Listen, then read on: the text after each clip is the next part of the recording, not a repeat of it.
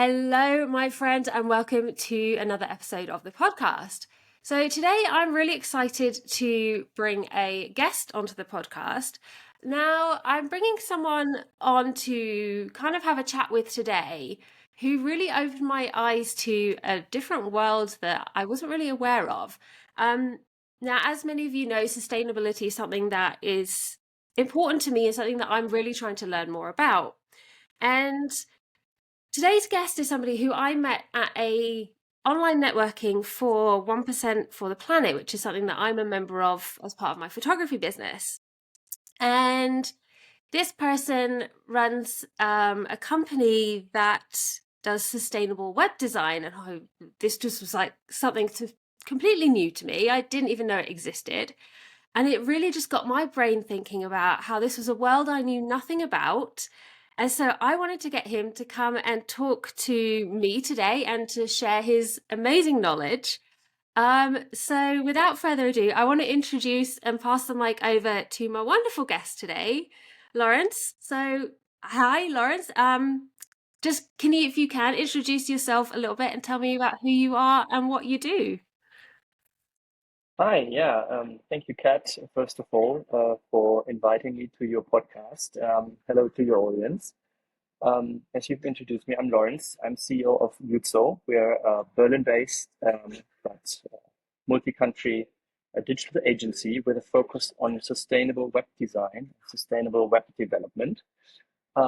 Basically, we love to work for brands that are good for the planet and good for the people, and we have found a way to incorporate that into our strategy and helping others, other companies, other people in doing so as well. Cool. Awesome. So I guess just to start off with I want to say it's a simple question, but it's not. Just to kind of touch on what does sustainability mean to you, like in business, but also in your own life? Sure thing. Yeah. Well, both in business and in life, it kind of means freedom for future generations for me. If you ask measures to be taken, being responsible towards what's going to happen.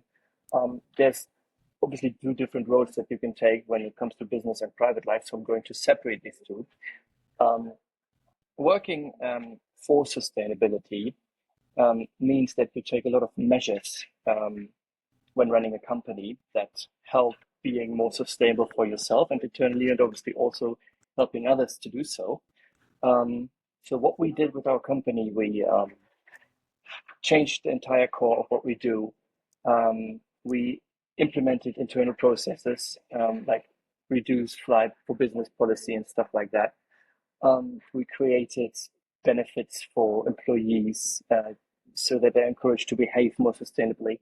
So all of these things kind of are counting towards what sustainability means for me and how I can help being a more sustainable business owner. But that's only one side of the medal. The other side is being private, and there it's pretty easy for me to answer. I've been way more conscious about every decision I take in everything that I do, and seeing and weighing how a decision can be done, can be had in a more sustainable way. This ranges from products I consume or the way I privately travel, the books I read. I don't like being an extremist on these topics. It's kind of like not always with a finger up and telling people what to do. But yeah, if I have to answer, it's like be more conscious of what you do. Yeah, I love that. I think sometimes it can be a really hard topic around sustainability. Like the more you learn about it, you realize also how much that you don't know. Exactly.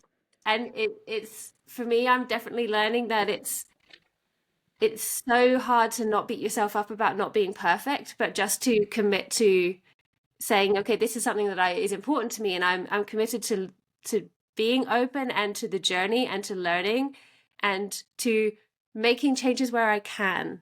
And I think that That's exactly yeah.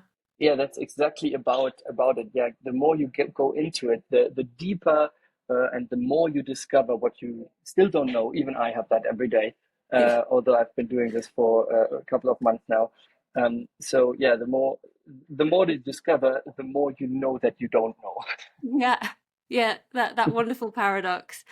I guess then going back to business side of things, how did you get into the world of sustainable web design?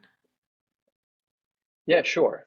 So I give you a little background about our agency. I founded this with a couple of great people some time back. We're nearly 5 years old now, and approximately 18 months ago, we discovered that there was inside of our team like a lack of motivation. People were like, all right, we're doing business as usual here. So the founders team sat together with everyone in the company and asked everybody, hey, what can we change in order for you to have more fun at work and basically find a purpose at what you're doing? So we asked everybody, and the one the one thing that everybody agreed on, basically everybody answered that was that they wanted to work for something sustainable.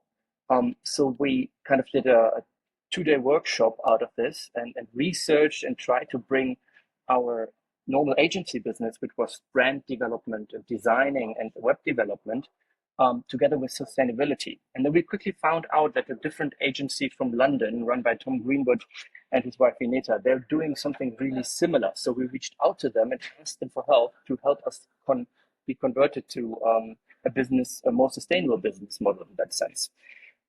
So yeah, that's how we kind of got into this, by feeling the urge to change something because we were internally having the feeling that the motivation was not there anymore because we were lacking purpose with what we were doing.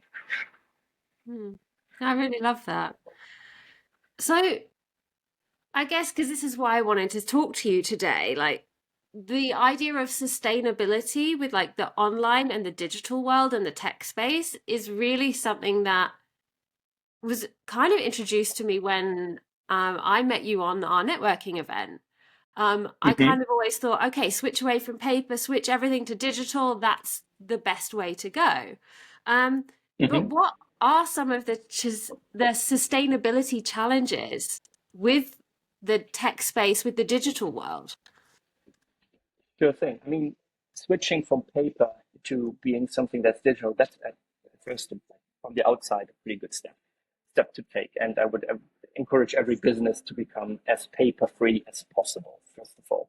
However, being digital always comes with the topic of awareness for certain things. The internet uses electricity, um, and it uses a lot of it. So where everywhere in the world, when electricity is used, there can be and should be measures on how to use it most efficiently and most effectively. Currently, the internet produces as much CO2 as the entire country of Germany, or closely to what the UK is using. They're pretty similar in this sense. So having this in perspective with a rising trend in its electricity consumption, it's really important to just be aware of the topic that this is of this being happening, and then taking certain measures against it, and saving electricity even digitally where possible. Um, an example of this could be, or why this is happening, is basically the growing bandwidth. Like over the past couple of years, and also with the uprising trend, the bandwidth and bigger data plans are available. Internet is becoming faster and faster, which has led, especially when designing and developing a website, among a lot of developers, this has led to an on-prem mindset. Like every website currently with 4G or 5G networks can load incredibly fast, even though it might not be coded in a very sustainable or low energy consumption way. So yeah, this is basically something that you always have to take into account, and set your mind to working against that. Okay. Okay, right. So with that in mind, like so with photography websites, because I know this was something that Mhm. you kind of mentioned to me on this networking event was Yeah. this challenge with photos on a website, because Hmm. for photographers, which is, you know, what a lot of the people listening to this, what they will be, um, is that our websites are the main places where we showcase images, Hmm. um, with the exception of social media. But because social media is a platform that you don't own as a business owner, you want to show as much as Exactly. you can on your own website. Hmm. Um, but then, so if having loads of images on a website does or is kind of counterintuitive to sustainable web design, like, what are the challenges around this with photography websites, and what can people do to be conscious of that?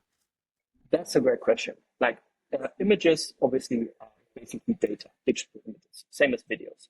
So if you save them on your website, every time somebody clicks on your website, loads a page, and that image is loaded from a server, electricity is used to send this image around the world in the worst kind of situations, scenarios. So developing and designing a website with not too many images can be a way to reduce the electricity when a website is designed and developed. However, obviously for photographers, the images and videographers, the videos are important to showcase. So there are ways around or kind of being doing a compromise on that with using the correct format of images, for example. WebP is a pretty good format that uses not a lot of electricity because it's very, very reduced, compressed, so to say, which, by the way, is also really good for your SEO kind of stuff. Um, but when running a website, um, no images, especially for photographers, wouldn't be a solution. Again, it's a topic of being aware and acting accordingly. Compress the images that you use the right formats of images, while still obviously looking good. The quality should not be impacted by this of the image. So yeah, being aware that there is ways around and that non-compressed images are probably not a good thing on any website. Same goes for videos. Like videos, if you have background videos, for example, on a website that load without being started or load automatically from the visitor. This is something that can be omitted by just like prompting the visitor to, I don't know, play a video so it doesn't load every time a website or a page is loaded. Okay, yeah, that was actually something I wanted to ask, was what about videos? And also, a lot of people like to use GIFs as well these days. Mm-hmm. Um, and I know Yeah, that GIFs can be quite large files. they can be quite large files. It obviously depends on where this data is stored. Is it stored on a server? Is it stored um, only in the front end? So there is still, we're digging on or we're scratching on the surface here of all of these things, but that's why we're talking, to raise awareness about these things and go a little bit into more detail if it's of interest. Yes. Yeah, okay. Um, so I guess linked with images, because photographers and Mhm. images, kind of what we do. Yes. Um, so yeah, it seems like image hosting, image storage is kind of a big thing in terms of the Yes. digital footprint, um, digital sustainability. And so with most photographers now, I would say pretty much all photographers have switched to delivering images on like digital online galleries. So where they Mhm. send everything, it's all displayed Yeah. in a gallery, then clients can download everything from there. So like I use one called PicTime. Mhm. Um, Now, like when photographers are looking at like the digital galleries that they use, are there any kind of questions around sustainability that they can ask when looking at which platform to use? Of course. And this goes for, or this is true for basically every online service Okay. or software that you want to use that's hosted somewhere else that you probably access through your browser. You can always ask or try to find out where the data is stored, where the provider of that service, in this case, let it for the sake of it being PickTime, where PickTime has a servers, and if these servers run by sustainable energy, by regenerative energy, which is something that if a service provider has this in place, they're more than happy to tell you, I would say. So this is something that you can just simply ask and then maybe decide for something. Like for example, there is big service providers around that is not for the pictures that you just said, but for other services that are advertising actively on their sustainability strategy. I think Google is one of them. So the Google products are more and more sustainable and run on renewable energies. But I think when deciding for such a service, to answer your question, this is a good question to ask: is where is the data stored, and is the server run on sustainable energy? Okay, that's really, yeah, really great to know, because I sometimes it's not super clear, or I guess like you've said, if it's not being mentioned, then it's probably not that they're using sustainable Mm-hmm. energy. But I guess maybe also for people, if it's something that you care about when you are looking at changing providers, something to ask them, because I think maybe if more people start asking this question, that more providers might also start to look at considering doing it to also make themselves more of an Oh, authority definitely. and more appealing. Definitely. It's So all about so awareness let's again. start asking these questions, people. Um, Exactly. awesome. So another really hot topic often around photographers is SEO. It's something I love to Hmm. get really nerdy about. Yes. And because obviously it's how so many people connect with clients. Hmm. Now, are there like potential conflicts or challenges with optimizing for SEO versus optimizing for like sustainable design, or do they work quite well together? Not so much, really. They work together really, really well. It's a beautiful thing about sustainable web design. When optimizing for search engines, um, you can follow a certain variety of steps. And you would also follow these steps when doing sustainable coding or sustainable web design. Um, Also, what has become apparent, I think, since last October or November, that Google has adjusted a little bit their internal algorithm of ranking, how high you rank, and the lower the carbon footprint of your website is, the better the reward from Google when it comes to ranking. So, in terms of SEO, there is basically two birds with one stone, as to say. You can be good for the planet and also good for Google at the same time. Okay, that's interesting to know. So what are some of those things that they're looking at that make it good for sustainability Mhm. and Google? Yeah, sure. Just to name a few, the image compression is one thing. Okay. The amount of letter code, the amount of errors that are being sent, the amount of unnecessary stuff that's loaded.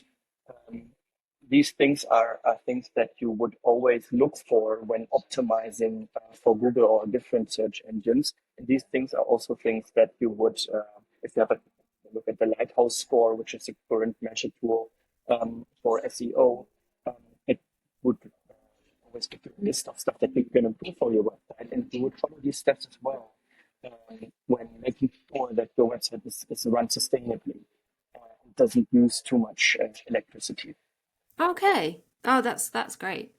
Um, so another thing that I've started thinking about more with the Mhm. fact that like for me, for most photographers, like storing and backing up of images is so important, especially the backing up of knowing that clients' work is safe, that it's backed up in multiple places, that you Mhm. never have data failure, which I mean you also work in tech Yes. in stuff, so like having a corrupted file is like the end of the world, especially if it's an entire gallery. Um, Yes. So yeah, data storage backups are super, super crucial to running our Mhm. businesses in a responsible way. Now, often or certainly for me, that looks like having multiple backups. So I have a RAID thing, I Mhm. also have stuff on memory cards, I have hard Mhm. drives, and then when I send galleries, they're also sent in a cloud gallery. Mhm. Um, Yeah.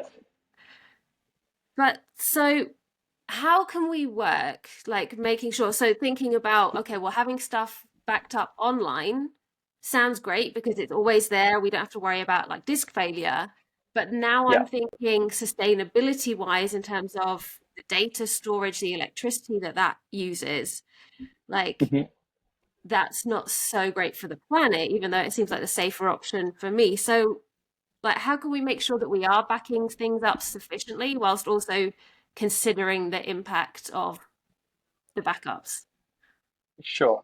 So, I mean, especially for you making your money with on photography, proud making your money with creating beautiful images, redundancy must be a thing to be considered. So, um, there should be multiple ways of saving your images. One definitely, which probably is the having the least impact on the planet, would be hard drives that are plugged in and plugged out and not use electricity while they're not being used. The other one could be a sustainable cloud provider that runs completely on renewable energies and is therefore not having such a big impact on the planet while being used or while the data is stored. Um, think about if this on this the image kind of um, storing with this little thought experiment of everybody taking images every second in the world with their phones, and then these phones are being uploaded to an iCloud or somewhere else, how big this impact already is. So there is again the topic of awareness of this, where especially photographers with images as their core business kind of can do a lot to raise this and yeah, to see how they reduce their footprint there. Okay. Yeah, yeah, I think it is, isn't it? It's just that change of awareness of actually just realizing, okay, every time I upload something to a cloud, it is doing something. It's not just sitting there. It does have a small Exactly. impact. It's Um, constantly using the electricity there. yeah. Okay. So like sometimes I guess like when you start to become aware of these things, thinking about how you Hmm. can make changes can feel a Hmm. little bit overwhelming. Or also like, Yeah. but what can I do? I'm just one person. But are there just like easy changes, like I don't know, maybe like 3 to 5 easy changes that people could make to parts of their business to make it more sustainable in that way? Oh, definitely. There's yeah, just to name a few, there's definitely more than these, but um, and these are true not only for photographers, but for all business owners, I would say. Number one, I would say switch your website hosting to a sustainable hosting provider. There's lists online. If you like, reach out to me. I can provide you with stuff. Number two is work with online service providers, platforms, stuff like that, that um, advertise and are credibly using renewable energies for all their services. Then there's small stuff like whenever you download a software or use the software, switch on the dark mode because your display will not use as much electricity for displaying whatever needs to be displayed there. Um, Purchase refurbished hardware is a good thing, like all in for secondhand stuff. Um, and what we've also introduced in our company is when we're doing internal calls where it's not necessary to see our faces, we switch off the camera because that saves on electricity. So obviously we're aware that sometimes when talking to a client it helps and you must show your face, but when working internally, we have basically converted to being blind when talking to each other because this is just good for the planet. Yeah. Yeah, that's great. Yeah, because I mean, I suppose for a lot of people, we've got used to the fact that we can video call, but it used to be Hmm. that you would just pick up the phone to someone where you couldn't see their face. So, Yeah.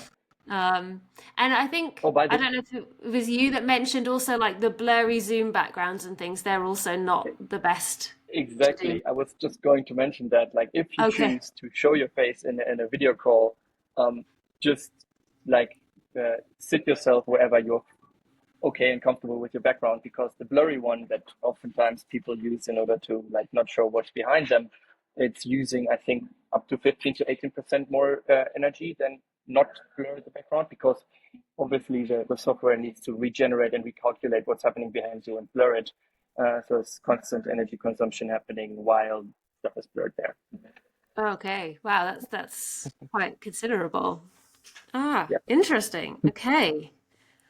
Cool. I think, yeah, that's hopefully giving people a little bit more of a insight into a world certainly that for me I didn't know really about or think Mhm. about in terms of like the digital impact on sustainability. Um, if people are interested in learning more and also like finding out about like what you do, how can people connect with you, can learn more about what you do? Like, where can they go?